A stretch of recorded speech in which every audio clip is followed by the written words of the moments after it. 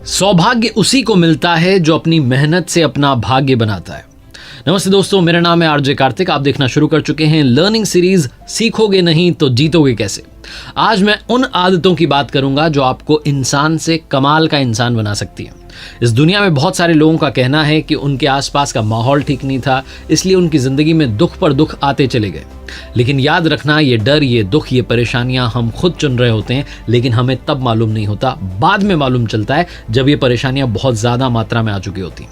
आइए बात करते हैं स्टीवन आर कवी की उस बुक की जिसका नाम है 7 habits of highly effective people. और आज के इस छोटे से वीडियो में आपको 7 आदतें बहुत समराइज करके समझाना चाहता हूं। तो आइए शुरू करते हैं पहली आदत से। जब बात आती है प्रभावशाली लोगों की, हाईली इफेक्टिव लोगों की, तो सबसे पहली आदत जो उनकी है वो है प्रोएक्टिव होना। जितने भी कमाल के लोग हैं, जितने भी ऊंचाई पर पहुंचे हुए लोग हैं, उन्होंने अपनी लाइफ में प्रोएक्टिवनेस का साथ नहीं छोड़ा है। 2 तरीके के लोग इस दुनिया में, पहले रिएक्टिव, दूसरे प्रोएक्टिव। अगर आप प्रोएक्टिव बनते हैं तो आप लाइफ में बहुत सारे लोगों से बहुत आगे निकल जाते हैं और आप बाकियों को इन्फ्लुएंस कर रहे होते हैं। प्रोएक्टिव लोग जो होते हैं उनका ये कहना होता है कि मैं ये कर सकता हूँ, मुझसे हो जाएगा, मेरे पास ये ताकत है, मेरे अंदर वो क्षमता है, अगर नहीं तो मैं डेवलप कर लूंगा। रिएक्टिव लोग जो होते हैं वो हमेशा अपने आसपास के माहौल को दोष दे रहे होते हैं कि मैं पढ़ नहीं पाया क्योंकि घर का माहौल ऐसा था, स्कूल बिल्डिंग सही नहीं थी। ऑफिस में पहुंच जाते हैं तो वहां भी वो दोष दे रहे होते हैं कि शायद मेरा बॉस सही नहीं है, कंपनी की पॉलिसी सही नहीं है, ये कंपनी सही नहीं है। प्रोएक्टिव लोग जो होते हैं वो अपने ऊपर फोकस करते हैं, अपनी ताकत को पहचानते हैं और आगे बढ़ते चले जाते हैं। स्टीवन आर कवी 2 बातें कहते हैं, सर्कल ऑफ कंसर्न होता है, सर्कल ऑफ इन्फ्लुएंस होता है। एक चिंता का एरिया होता है, एक प्रभाव का एरिया होता है। जो प्रोएक्टिव लोग होते हैं वो सर्कल ऑफ इन्फ्लुएंस पर फोकस करते हैं कि मैं किन किन चीज़ों को प्रभावित कर सकता हूँ, कैसे मैं अपनी लाइफ में आगे बढ़ सकता हूँ। जो रिएक्टिव लोग होते हैं वो उसी सर्कल ऑफ कंसर्न में हमेशा घूमते रहते हैं कि मेरे साथ ये दिक्कत है, वो दिक्कत है, ये दिक्कत है, वो दिक्कत है। दिक्कतों का पहाड़ बनाते जाते हैं, समस्याओं को बड़ी करते जाते हैं, समाधान की तरफ सोचते नहीं है। इसलिए लाइफ में हमेशा प्रोएक्टिव बनिए। दूसरी हैबिट जो कि हाईली इफेक्टिव लोगों की होती है, begin with the and in mind. वो हमेशा अंत को लेकर के सबसे पहले सोचना शुरू करते हैं, वो रिजल्ट को सबसे पहले माइंड में लाते हैं, फिर कोई भी काम करना शुरू करते हैं। आपने सुना होगा कि दुनिया में कोई भी चीज का निर्माण 2 बार होता है। कोई भी चीज 2 बार क्रिएट होती है। पहला उसका मेंटल क्रिएशन होता है, दूसरा उसका फिजिकल क्रिएशन होता है। मेंटल क्रिएशन से मतलब है कि कोई भी चीज सबसे पहले अपने माइंड में उसका नक्शा बनाते हैं, अपने माइंड में उसे विजुलाइज करते हैं, सबसे पहले सोचना शुरू करते हैं, फिर वो लाइफ में क्रिएट होने लगती है। जैसे कि अगर आप अपना मकान बनाना चाहते हैं तो आप उसका नक्शा एक बार माइंड में सोच रहे होते हैं, यहाँ पर बेडरूम होगा, यहाँ लिविंग रूम होगा, ये होगा, वो होगा।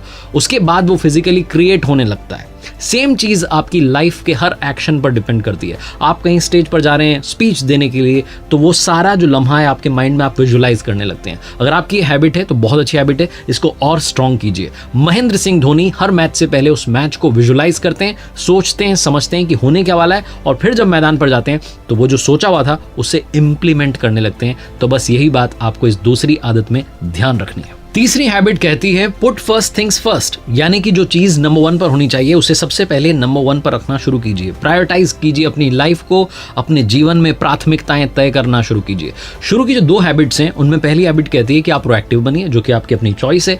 दूसरी हैबिट कहती है कि आप विजुलाइज कीजिए। लेकिन ये जो तीसरी हैबिट है ये पहली और दूसरी को मिलाकर के बनती है, यानी कि जब आप अपनी लाइफ में प्रोएक्टिव होंगे, आप विजुलाइज करने लगेंगे तो बहुत सारी चीजें आपके सामने होंगी। अब आपको उन्हें प्रायोरिटाइज करना है, प्राथमिकताएं तय करनी है। जो चीज नंबर 1 पर होनी चाहिए उसे नंबर 1 पर रखना शुरू कर दीजिए। Habit number 4, always think win win.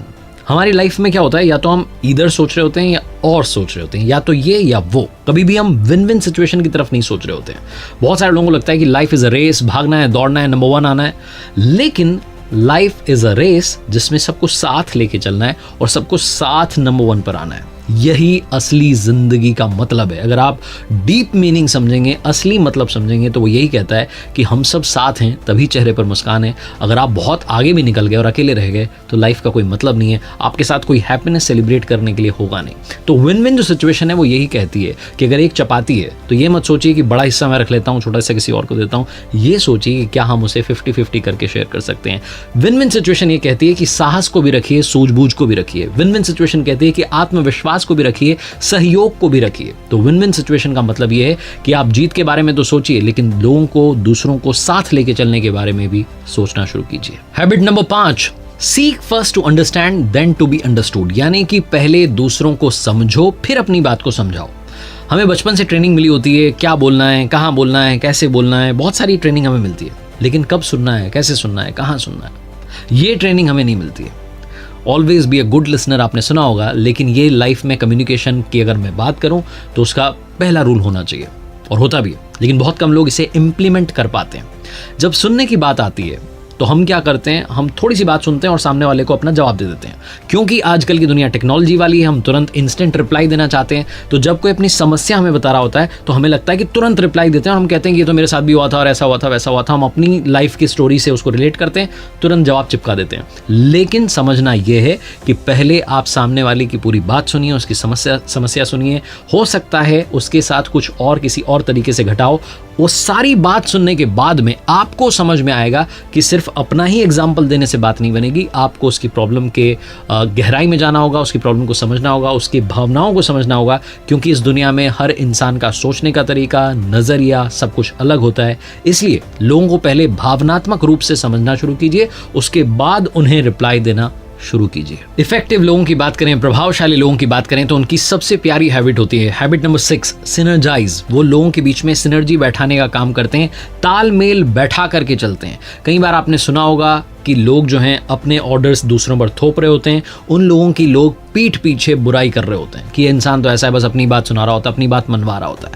अगर आप एक अच्छा इंसान बनना चाहते हैं, प्रभावशाली इंसान बनना चाहते हैं, तो आपको लोगों की बातों को समझ करके उनके बीच में तालमेल बैठाना होगा। अगर तालमेल नहीं बैठेगा तो ये जो जीवन की पटरी है, इस पर आपकी गाड़ी अच्छे से नहीं चल पाएगी। तालमेल बैठाने का मतलब है कि अलग अलग तरीके की, अलग अलग मेंटालिटी के जो लोग हैं, उनके विचारों को समझिए, अपने विचार भी उनके साथ शेयर कीजिए, उनकी प्रॉब्लम्स को बहुत डिटेल में एनालाइज कीजिए, और उसके बाद में एक ऐसा सोल्यूशन निकालिए जिस पर सब लोग एक ही पेज पर आ पाएं और साथ आगे बढ़ पाएं। And last but not the least, habit number 7, जो कि बाकी 6 आदतों के लिए बहुत ज्यादा जरूरी है, शार्पन द सॉ।